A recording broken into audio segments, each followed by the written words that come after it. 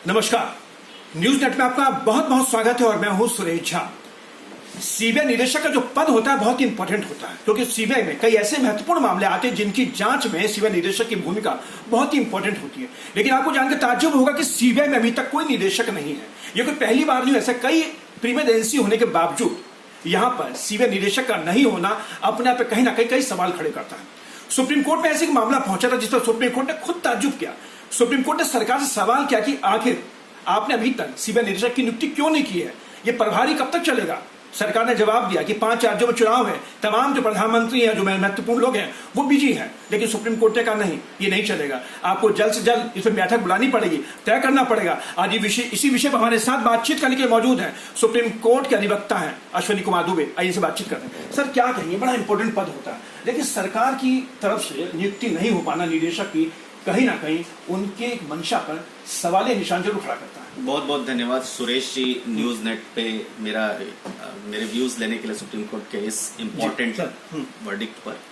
Suresh ji, CBI एक prime investigating agency है इस देश की।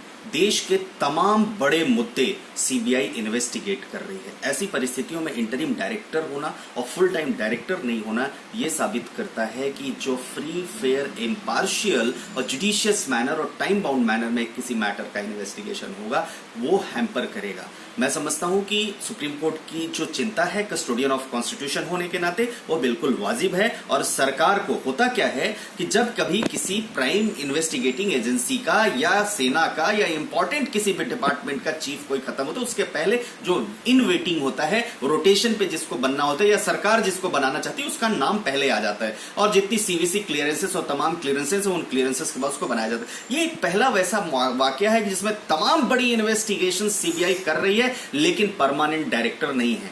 तो मैं समझता हूं कि सरकार को पहले ही इस पे परमानेंट डायरेक्टर नियुक्त कर देना चाहिए था, जैसे ही ऋषि शुक्ला जी रिटायर हुए और रिटायरमेंट के समय ही नया फुल टर्म डायरेक्टर को अपॉइंट करना ये नेसेसिटी है, कॉन्स्टिट्यूशनल मैंडेट है और ये साथ ही साथ देश की एक प्राइम इन्वेस्टिगेटिंग एजेंसी की स्मूथ फंक्शनिंग के लिए भी जरूरी है। अश्विनी जी, सबसे बड़ी बात है कि सरकार की तरफ से जो तर्क दिया गया वो बड़ा ही अजीब तर्क दिया गया, जिसमें सुप्रीम कोर्ट ने कहा उन्होंने कहा कि 5 राज्यों में चुनाव है, प्रधानमंत्री उस कमेटी के सबसे अहम होते हैं, तो चुनाव मीजिए, इस वजह से हम ये काम नहीं कर पा रहे हैं। तो सर, चुनाव होगा तो क्या देश बंद हो जाएगा, कामकाज नहीं होगा? नहीं, देखिए, देश तो स्मूथली चलता रहेगा और सरकार के संविधान के जो तीनों ऑर्गन्स हैं वो ऑर्गन्स अपना काम करते रहेंगे। लेकिन कई बार होता क्या है कि किसी भी हाई कोर्ट में जब तक सुटेबल चीफ जस्टिस नहीं पहुंचता तो एक्टिंग चीफ जस्टिस भी होते हैं, तो इसको भी हम रूल आउट नहीं कर सकते हैं। लेकिन एक सवाल यहां पर है कि जिन तीनों को, चाहे प्राइम मिनिस्टर हो, चाहे चीफ जस्टिस ऑफ इंडिया हो, चाहे लीडर अपोजिशन हो, उनको एक फुल टर्म डायरेक्टर देने के लिए मीटिंग करना था। क्या वो मीटिंग कॉल हुई? अगर मीटिंग कॉल हुई तब तो सरकार की मंशा क्लियर। अगर मीटिंग ही कॉल नहीं हुई, नाम किसी का प्रपोजल में नहीं है, तो यह साबित करता है कि कुछ न कुछ इसमें जो है गोलमाल है।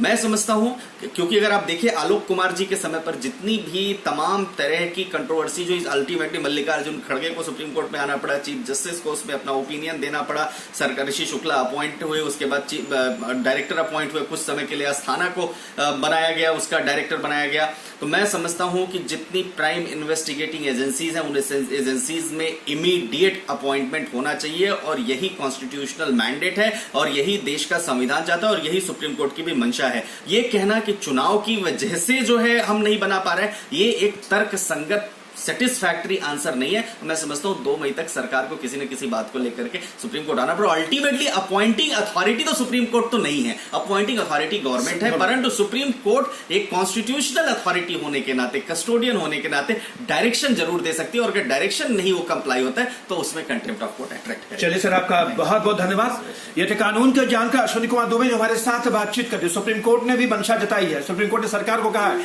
कि आपको जल्द से जल्द बैठक बुलानी पड़ेगी और तय करना पड़ेगा आखिर सुप्रीम कोर्ट के कहने के बाद कि सीबीआई के निदेशक की नियुक्ति को लेकर जो बात कही गई है, अब देखना कि सरकार इस पर कितना अमल में लाती है। कैमरा पर्सन राहुल के साथ सुरेश झा, न्यूज नेट, दिल्ली।